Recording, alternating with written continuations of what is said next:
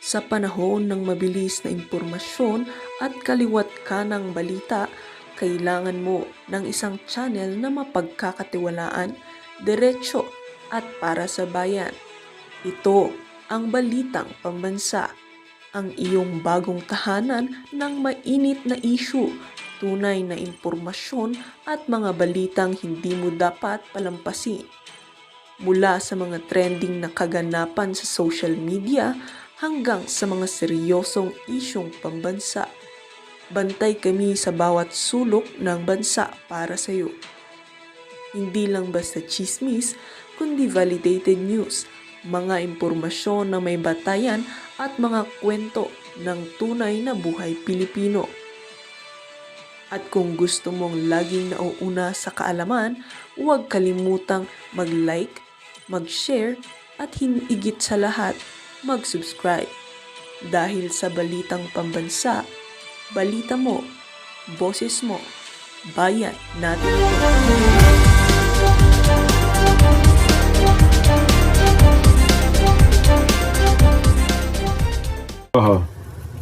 Meron lang talagang sumama sa akin na talagang makikita mo na ilaban natin yan. Sige.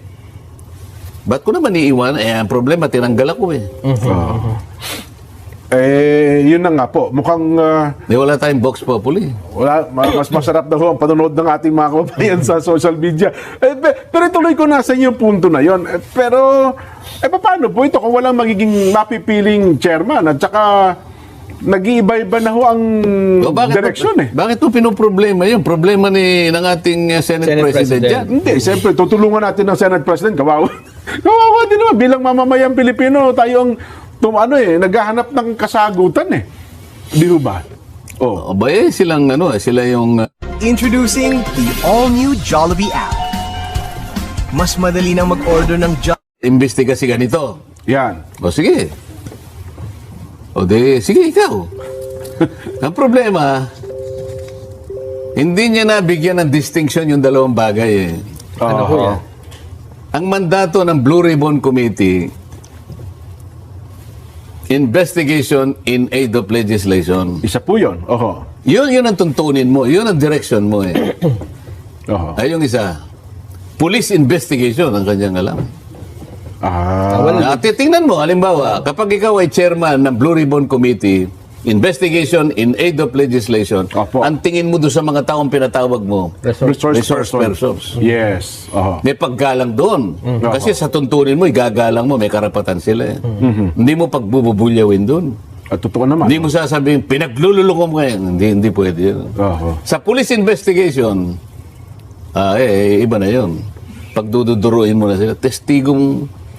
Ito yung hindi malinaw. Pagkatapos, nag-hearing, Blue Ribbon, ha? Opo. Anong ginagawa ng Department of Justice Secretary doon? Tapos kukunin niya yung testigo o yung resource person. Dadalhin niya sa NBI. Pagbalik niya, iharap niya uli sa amin, meron siya supplemental affidavit. Oho. May dagdag. Teka muna ka, ano ba nangyayari sa atin? Pinaghahalo nyo na yung balat sa tinalupan eh. Pagkatapos pupunta yung dalawa dun sa ICI. Opo. Meron ba ako tayong tuntunin dito? Meron ba tayong pinag-usapan na tuntunin kung paano tayo magko-collaborate dun sa... Ano ICI. Tawag doon? ICI? Ano na yun? Independent Commission on Infrastructure. Paano independent yun? Oho. Gawa yun ng Executive Department. Ang budget niya, Executive Department. Oho. Ang tinutugis natin, DPWH yung iba. Executive Department. Executive Department. Paano? Pagtatakpan mo yung Executive Department, katapos meron silang isa sa mga powers nila, upon request, the ICI shall obtain information from the House of Representatives, from the Senate, from the courts, from the Sandigan Bayan, and from any other public authority. Paano kang independent? Ba't nangunguha? Dapat ikaw, bahala ka sa buhay mo. Huwag kang ibig ba sabihin, wala tayong choice ka ako? Pag nag-request sila, kamukha na ginagawa nila. Opo, obligado kayo ibigay mga dokumento. Kailangan namin, dalhin mo rito si Hernandez. Oho. Humaharap nga sa kanila. Ipatawag sa inyo ito. Wala ba kaming karapatang tumanggi? Nasaan na yung sinasabi nating system of checks and balances? Nasaan na yung institutional boundaries? Nasaan na yung separation of powers? Separation of powers. Halimbawa, nag-request yung ICI. No. Wala kaming karapatan magsabi ng no. Meron. Kanya-kanya tayong di ba? Departamento ito halo-halo na Pupunta sila doon sa makikipag-meeting sa ICI. Darating ang Department of Justice Secretary dito. Halo-halo kaming ganyan. Anong klaseng Blue Ribbon Committee ito? Ito yung sinasabi ko pagkatapos magsasalita sila. Daldal na ika ng daldal yun. Sinasabi ko lang naman ang mali. Opo. Alam namang hindi ko sabihin ang mali. Halo-halo na yung ginagawa natin. Wala nang respetuhan. Ayaw naman nilang humarap. Sasagot sila sa akin sa Twitter. Nakakita ka bang ganun? Kasi alam mo naman na Senado, ano bang pinag-usap? Kaya nga sinabi Senado Opo. The Senate is a deliberative body. Yan. It's a parliamentary body. This is where you discuss every issue. Yes po. Harapin mo, dumibati ka. Talagang nandiyan Dumibati ka. Andyan talaga. Ayaw mo, tumayo ako, aalis ka. Pagkatapos sasabihin na, dapat diniliber mo yan nung nandito siya. Bakit? Kailangan ko ba sabihin sa inyo, ladies and gentlemen, I'm going to deliver a privilege speech this afternoon. Please do not go out. Huwag kang alis. Kaya ba? Please wait for me. Alam nila nasa agenda umalis sila. Ibig sabihin, ayaw nilang pakinggan na sasabihin ko. Sinadya na talaga pagkatapos umalis. sasagot siya sa Twitter. Tama ba yun? Nawawala na yung ginagawa sa Senado at sa Kongreso na dapat nagdidebate, patagisan nito, pagalingan nito di ba? Dapat doon ang labanan sa plenaryo. Basta makipagdebate ka doon.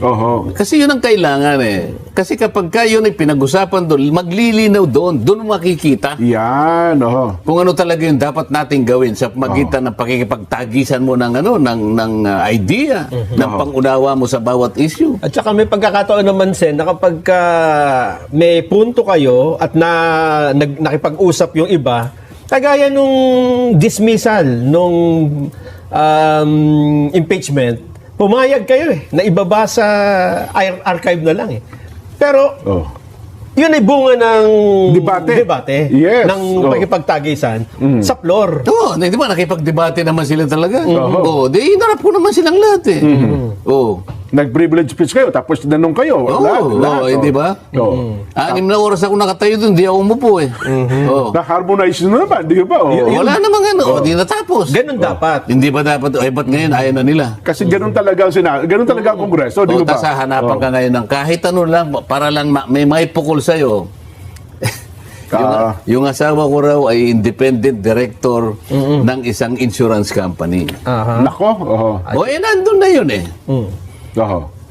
Kaya lang, ayaw naman nilang pag-aralan, ano po ba yung independent director? Ang independent director po, kung nakikinig po kayo, mga kasama ko po sa Senado, basahin po ninyo yung bagong corporation code. Ano po? Huwag niyong babasahin yung lumang corporation code. Kasi yung lumang corporation code, Batas Pambansa number 68 yata yun. Huwag po yun. Luma na. Kasi pag yun ang binasa nyo, wala pa pong independent director doon. Hindi kasama talaga. So bago ngayon... Yan po yung pinagbasihan ng dating Pangulo ng Integrated Bar of the Philippines para atakihin niya ako. Okay. Yung dati naming presidente ng IBP, nakakaawa naman. Naging presidente pa naman. Hindi pala sa updated. Hindi ko maintindihan bakit hindi siya nagbabasa ng mga bagong batas. Kami kasi, ang lahat ng abogado, required ka na mag-undertake ka ng tinatawag na MCLE. Yes po. Taon-taon yan. Alam mo yung MCLE?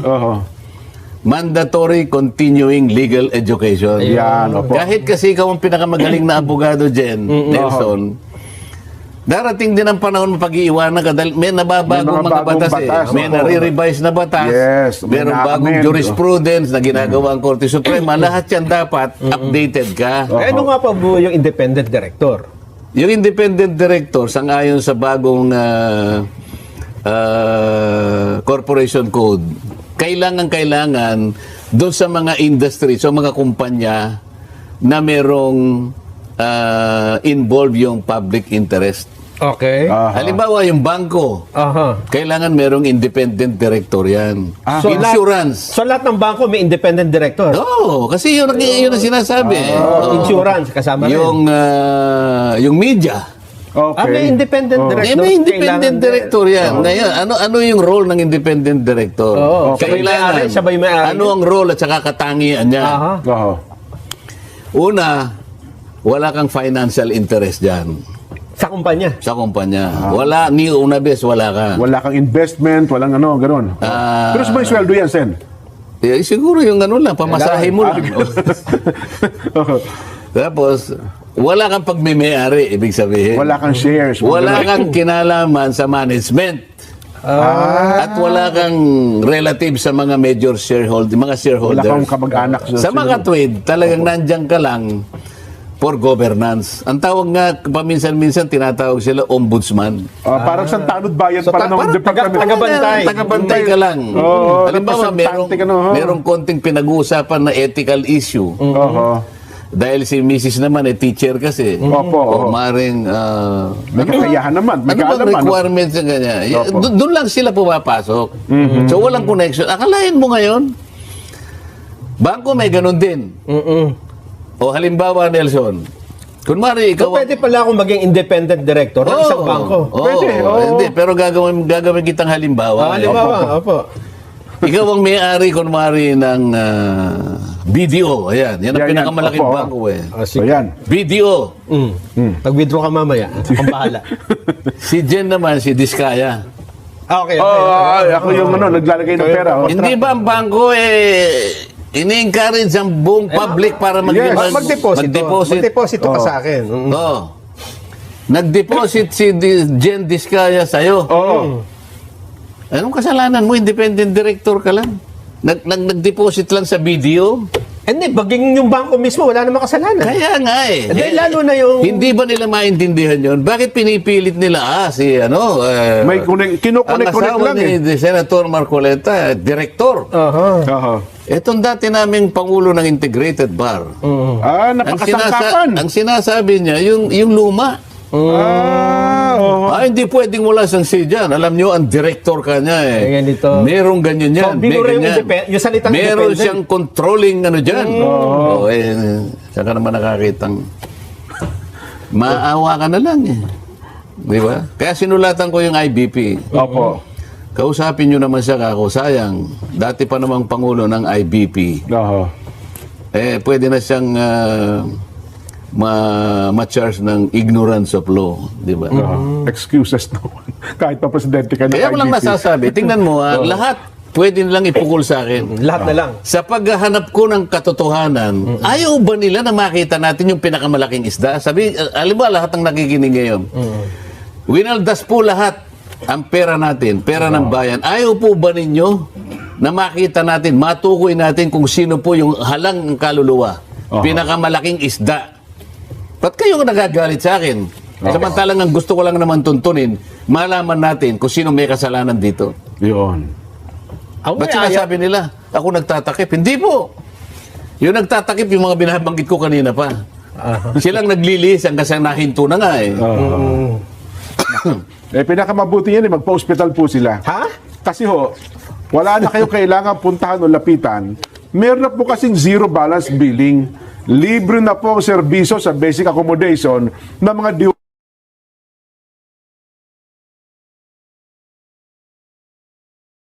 kita nyo na, panoorin nyo po ang kampanya ng DOH tungkol dito.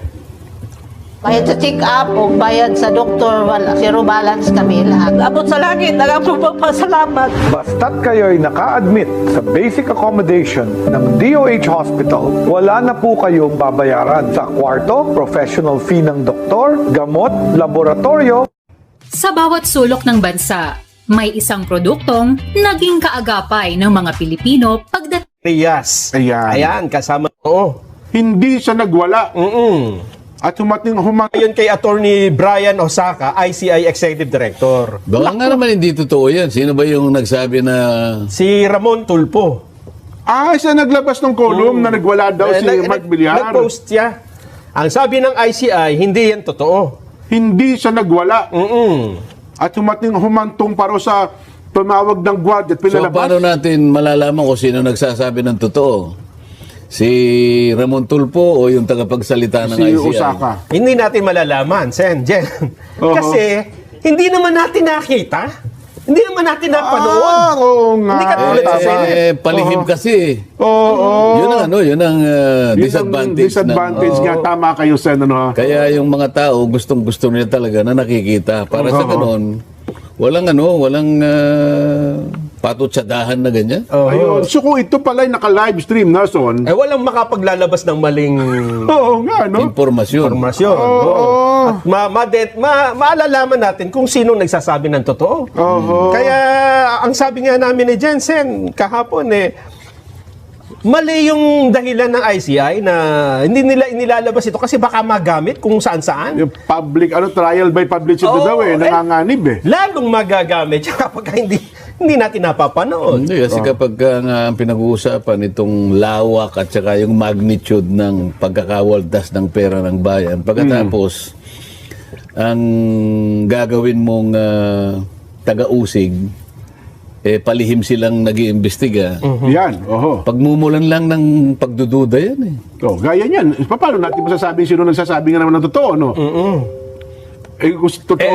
Alangan naman sabihin natin nagsisinungaling si Montulfo. Bagamat sa mga nakaraan, ginawa na niya, di ba? Hindi mo rin naman masasabing totoo ang sinabi ni Kate Osaka kasi wala rin para tayong katibayan, di ba? kwento sa kwentong tama ka. Dapat talaga open na open yan. Dapat nakikita ng taong bayan yung ginagawang pagsisiyasat dyan. Tsaka harap-harapan talaga, hindi yung sasabihan mo sila pagkatapos sa Twitter lalaban. Sinasabi lang naman, magsasalita sila, almost all senators had insertions. Sabi, ganun, nagkaroon ng negative na connotation yung salita na yan dahil nga yung mga insertions, yan ang naging dahilan kung bakit nagkaroon maanumalyang paggawa ng flood control dahil sa mga insertions na yan. Pagkatapos babanggitin niya na, sa plenary kanya, bubusisiin ko yan. At malalaman natin kung paano, bakit pinayagan yan. Kasi ibig sabihin, pagka ganun ang pananalita, parang masama talaga Ayun na nga Kasi po, bubusisiin ko yan. At kailangan malaman natin bakit yan pinayagan. Ibig sabihin, hindi dapat mangyari yan. Una bes. Maligo yun. Kailangan malaman natin gaano ang isiningit, sino nagpasingit, paano in-implement. O di, negative. Yes po. Nagsalita ngayon yung Senate President. Hindi kanya, wala yan. Ang insertion or amendment or any other word that you may want to use, these are part of the regular budget process. Tingnan mo na, nagkukontrahan kayong dalawa. Kung part ng budget process, ba't nagsalita yung isa? Na para bang, teka muna, binabalaan ko kayo. May masamang lahat kayo, meron kayong insertion. So meron na kagad ibang pakahulugan yun negatibo na yun Totoo. Okay, nagkaroon ng nag-react tuloy yung mga at kasama sa Senado. na-unsettle yung mga kasamahan nila. Gumalaw yumugyug pagkatapos Intensity 8 ata yung pagyugyug. Pagkatapos hindi, 7.5. 7.5 lang ba? Ngayon. Bakit nung ikaw sinabihan ni nung dating Yusek, meron kang 500 for now. Yes. Iunahin na natin kasi insertion ito, net pa lang no, sabi niya. Ibig sabihin, pag tumanggi ka, ay bawal nga yun. Bawal yun. Tatanggi ka ba kung hindi bawal? Ay hindi wala namang masama Binibigyan ka ng matamis na ganito, bawal sa'yo no. Diabetic ako, bawal ako dyan. Pero wala ka naman diabetes. Ay, masarap yan. Ice cream ito. Napakasarap ng ice cream, di ba? Gusto ko yan. Dagdagan mo pa yan. Dagdagan mo. So, pinagpapaliwanag ko silang dalawa. Hindi ka ako mabuti that the two of you are trapped in one contradiction. Paliwanag mo. Kung mali yan, mali. Itinatama mo. Sabi mo, hindi, that's only regular part. Sabi ng isa, hindi, negative. You are sending mixed signals to the public. Yan, tama po. Babanat naman yung isa sa Twitter. Oho. Ang ingay ka niyan. Ang ingay niyan. Saan ka naman nakakitang, bakit hindi ka mag-iingay kung mali nang ginagawa, di ba? Oho. Ang gusto ko harapan. Yun ang palagi ko, yun ang tuntunin natin eh. Harapan. Oho. Ba't ka nagsenador kung ayaw mo humarap? Di ba? Oho. Pero sa totoo lang talaga, Sen, sa reglamento talaga, ako pagkakalam ko, wala naman talaga masama sa insertion eh. Di ba? Maging sa paliwanag na dating Senate President, matagal din senador, Franklin Drilon. Kung wala ngang masama, ba't ka nagsalita ng ganon? Almost all senators had insertions. Ba't ka nagsimula doon? May At insinuation titingnan natin, masama bubusisiin natin. Oho. Kung sino, kung bakit yan ay pinayagan. Oho. Doon sa simula pa lang ano na eh. May mali na doon eh. May karga na. Para bang para bang gusto mong palitawin, moral crusader ka eh. Para bang gusto mong ipakita sa tao, you have the sense of moral uprightness. Parang ako lang ang malinis. Parang ikaw eh, Oho. parang ano ka eh. Ako lang ang wala niyan. Ako lang ang pwedeng sumita. Parang ganun ang dating. parang si Nelson eh, siya ang pinaka-righteous. Oho. Tayong dalawa rito eh, Leftist. Kaya... Huwag ganun, wala nang masama. Bakit walang masama? Ayan. Yun ang sinasabi natin. Diyan nga lumabas yan eh. Oho. Hindi ba? Kinuwenta ko na nga yan. Meron kayong allocable, meron kayong leadership, meron kayong unprogram. Pagkatapos yung difference between the NEP and the GAA, 1 trillion pesos. Kung hindi masama yan, bakit nagkaganyan ang flood control? Nag-away-away sila eh. Alam nila kasi sobra yun sa budget. Nako. 1 trillion 2025. Doon pa lamang sa DPWH. Mabigat po yun, Sen. Magkano yung 1 trillion, ilang porsyento sa national budget na 6.325 trillion? Doon nga po sa computation natin, halos 1/4, ng Diba? ating pambansang budget. 15%. Opo. DPWH pa lang. Oho. Ngayon pala, Sen, lumilitaw, nasa sa budget ay Women make it happen. Betadine.